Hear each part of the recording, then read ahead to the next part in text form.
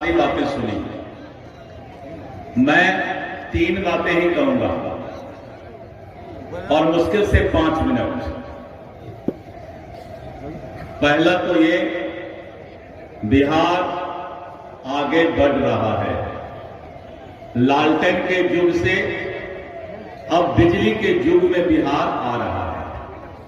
अब बिहार के लोगों को लालटेन नहीं चाहिए, अब बिहार के लोगों को बिजली चाहिए। दूसरा ये कि बिहार के अंदर जात पात धर्म की राजनीति करने वाले लोग विकास की राजनीति और माननीय नीतीश कुमार जी और नरेंद्र मोदी जी का जो कानून का राज है, उस विकास की बात अब करनी चाहिए। और तीसरा ये कि प्रधानमंत्री नरेंद्र मोदी जी ने बिहार के लिए खजाना खोल दिया है। जितना बिहार का विकास हो सके, नीतीश कुमार जी बिहार का विकास कर रहे हैं। जमुई में मेडिकल कॉलेज कोई सोच नहीं सकता था, यह सपना की बात थी। 800 बेड 800 सैया का अस्पताल उसमें रहेगा। मेडिकल की पढ़ाई होगी, नर्सिंग की पढ़ाई होगी, फार्मेसी की पढ़ाई होगी, पारा मेडिकल का पढ़ाई होगा और जमुई के हजारों लोगों को रोजगार मिलेगा।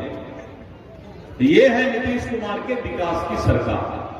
वहीं पर विपक्ष क्या करता है? गाल बजाता है, हिंदू मुस्लिम की बात करता है, जात पात पर बांटने का प्रयास करता है।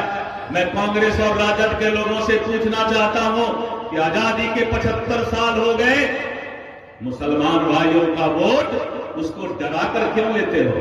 भाजपा आ जाएगा, भाजपा आ जाएगा। इस देश में 140 करोड़ हिंदू मुस्लिम सिख ईसाई सभी भाई भाई हैं।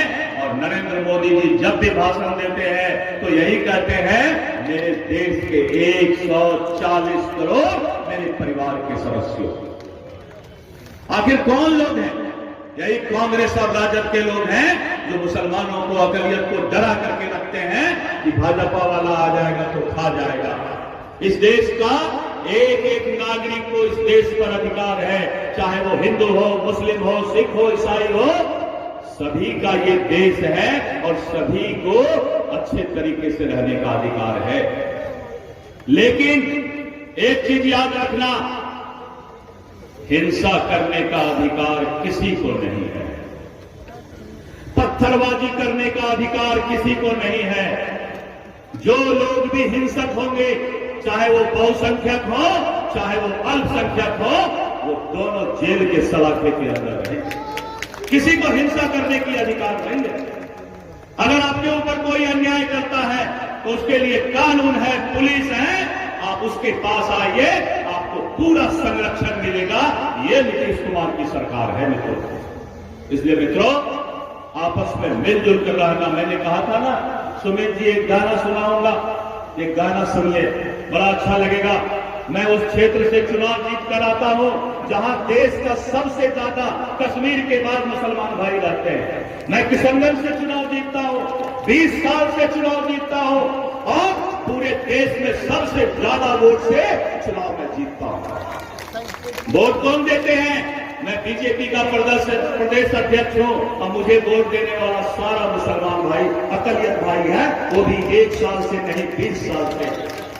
क्योंकि मैं इस बात को जानता हूं कि दल से राजनीति मत करो, दिल से राजनीति करो। दल की राजनीति नहीं, दिल की राजनीति की जरूरत है मित्रों। कुछ लोग भड़काने वाले होते हैं, चाहे वो हिंदू में हो चाहे मुस्लिम में हो। भड़काने वाले लोग सावधान हो जाओ, भड़काने वाले लोग बचोगे नहीं, चाहे वो किसी जाति और किसी धर्म का होगे मित्रों।